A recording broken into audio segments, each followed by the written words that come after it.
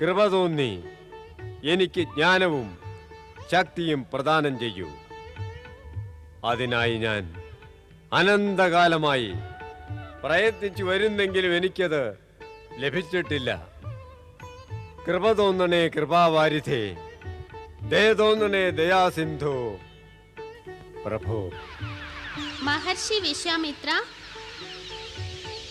ജ്ഞാനവും ശക്തിയും അങ്ങ് നേടിക്കഴിഞ്ഞു. രാജർഷിയായ അങ്ങ് മഹർഷിയായി തീർന്നിരിക്കുന്നു. ഞാൻ അങ്ങയെ ബ്രഹ്മർഷിയായി അനുഗ്രഹിക്കുന്നു. ശിവകൃപ മൂലം അങ്ങയുടെ ഹൃദയത്തിൽ ബ്രഹ്മജ്ഞാനം പ്രകടമാകും. അങ്ങ് ബ്രഹ്മർഷിമാരിൽ അഗ്രഗണ്യനാകും.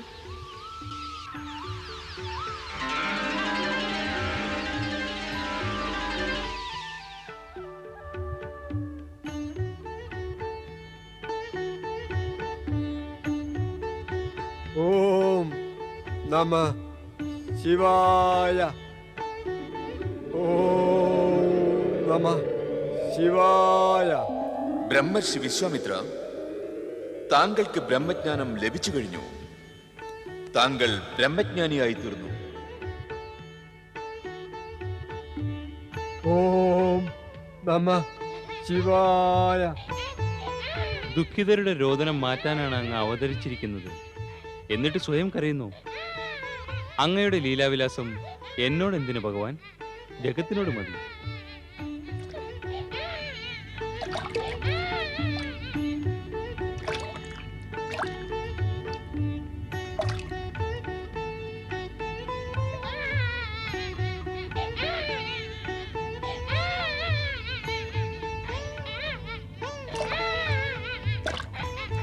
നാരായണ നാരായണ നാരായണ, ശ്രീമൻ നാരായണ നാരായണ നാരായണ.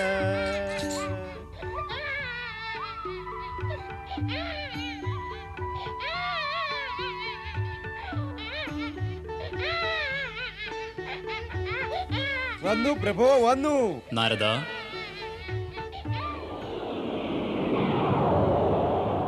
താങ്കൾ താഴെ പൃഥ്വിയിലേക്കല്ല, മേലോട്ട് ആകാശത്തിലേക്ക് പോകേണ്ടതുണ്ട്. ഈ സമയം ശിവപുത്രന് താങ്കളെയല്ല, നക്ഷത്ര ലോകത്തിൽ വസിക്കുന്ന 6 മാതാക്കളെയാണ് ആവശ്യം. അവർ ശിശുവിനെ സംരക്ഷിക്കും. 6 മാതാക്കൾ? അതെ, 6 കാർത്തിക കന്യകമാർ. അവരിലൂടെയാണ് ഈ ശിശു ജന്മമെടുത്തത്. പ്രഭാകൃതി, ആഭാകൃതി, തേജാകൃതി, ഭവ്യാകൃതി, ശോഭാകൃതി, പിന്നെ സുകൃതി. താങ്കൾ നക്ഷത്ര ലോകത്തിലെത്തി കാർത്തിക കന്യകമാരോട് ഈ ശിശുവിനെ കുറിച്ച് പറയുക. ഇത് ശിവേച്ഛയാണ്. ശിവേച്ഛ, അതായത് സദ് ഇച്ഛ. പിന്നെ നാരദന്റെ കർമ്മവും അതല്ലേ, സദ് ഇച്ഛകളെ പ്രചരിപ്പിക്കുക. നാരായണ നാരായണ.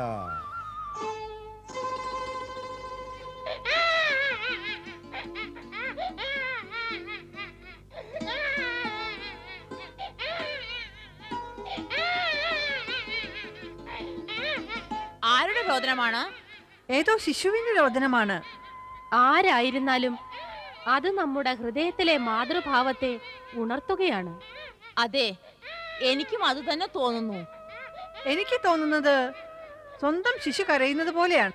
നമുക്കെല്ലാം അങ്ങനെ തോന്നുന്ന സ്ഥിതിക്ക് ഉടനെ തന്നെ ശിശുവിനെ തിരഞ്ഞു പിടിക്കണം.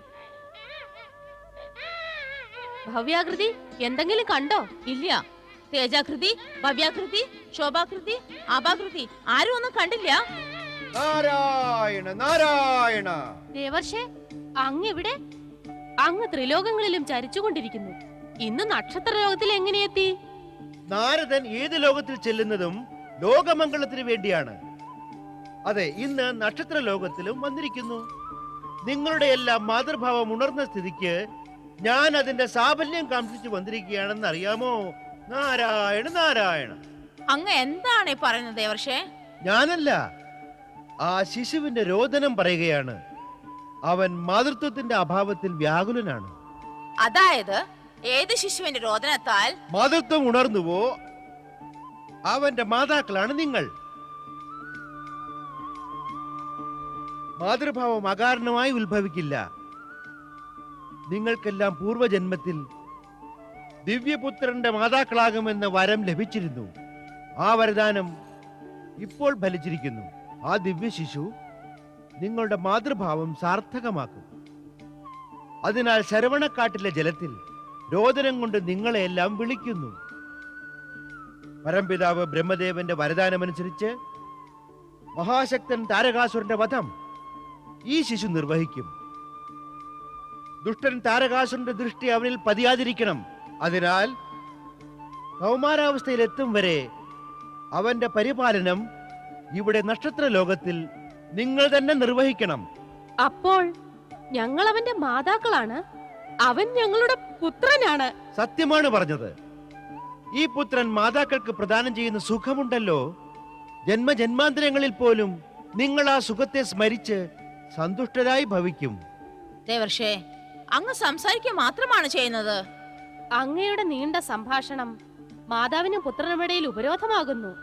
അപ്പോൾ വിളംബം എന്തിന്? വരൂ പോകാം, വേഗം വേഗം പോകാം. പോകാം.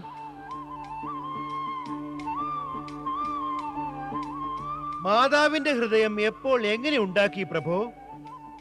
അവിടുത്തെ ഹൃദയത്തിലെ കരുണയും മാതാവിന്റെ ഹൃദയത്തിലെ മമതയും ചേർത്ത് ഉണ്ടാക്കിയതാണോ? കണ്ടില്ലേ, പുത്രനെന്ന് കേട്ട മാത്രയിൽ എല്ലാവരും ഓടിയത് അവരുടെ പുത്രൻ കാർത്തികേയന്റെ അടുത്തേക്ക്.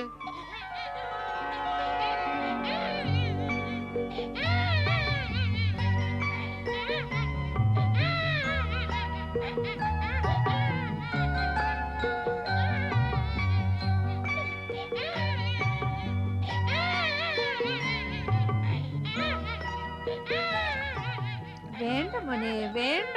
അമ്മ എത്തി. കരയല്ലേ മോനു, കരയല്ലേ. സുന്ദര കുട്ടനല്ലേ, കരയാതെ. നല്ല കുട്ടിയല്ലേ, നല്ല കുട്ടിയല്ലേ നമ്മുടെ.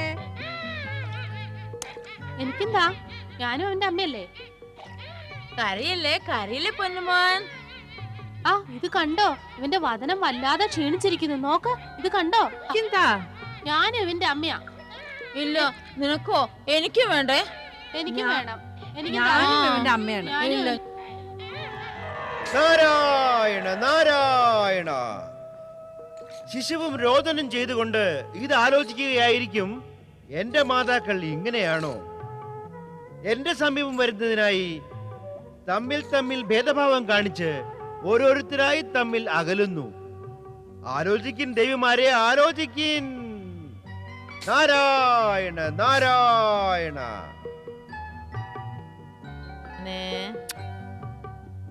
ഇനി നമ്മൾ ഒന്നിച്ച് ഈ ശിശുവിനെ വളർത്തിക്കൊണ്ടുവരണം. നക്ഷത്ര ലോകത്തിൽ കൊണ്ടുപോകണം. ആ ദേവശേ, ഞങ്ങളുടെ വാസം അവിടെയല്ലേ? നാരായണ നാരായണ.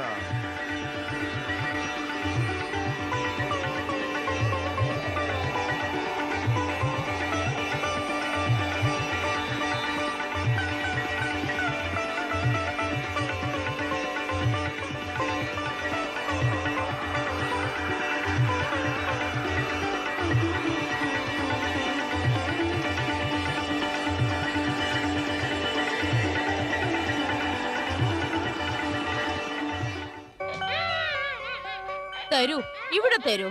ഞാൻ കരച്ചിൽ മാറ്റാം. എനിക്ക് കഴിയാത്തത് നിനക്കാവുമോ? വാദവിവാദം കൊണ്ട് ഞാൻ ഉറങ്ങില്ല. എനിക്ക് തരൂ. പറയുന്നത് കേട്ടു. അയ്യോ, എന്ത് കേൾക്കാനാ? ഇനിയും കൂടുതൽ കാര്യം എനിക്ക് തരുന്നേ. ഇവിടെ തരുന്നേ. അവള് പറയുന്നതും കേൾക്കില്ല, ഇവള് പറയുന്നതും കേൾക്കില്ല. ഇവള് പറയുന്നതും കേൾക്കില്ല, അവള് പറയുന്നതും കേൾക്കില്ല. പിന്നെ ശിശുവിന്റെ രോദനം മാത്രം കേൾക്കാനോ? ഇതെന്താണ്?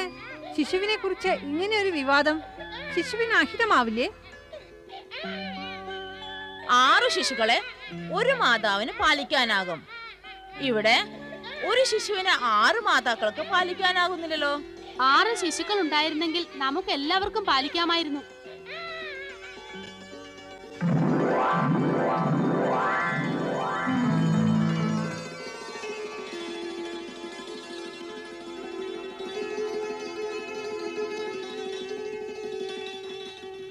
ആറ് കുഞ്ഞുങ്ങളില്ലെങ്കിലും 6 മുഖമുണ്ടല്ലോ.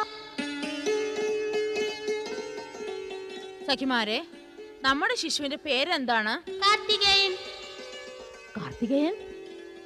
നിങ്ങളെല്ലാം എന്റെ മാതാക്കളാണ്. 6 മാതാക്കൾ. ആകൃതികളുടെ പുത്രനായ കാരണം ഞാൻ കാർത്തികേയനായി. കാർത്തികേയൻ, നമ്മുടെ പുത്രൻ കാർത്തികേയൻ, നമ്മുടെ പുത്രൻ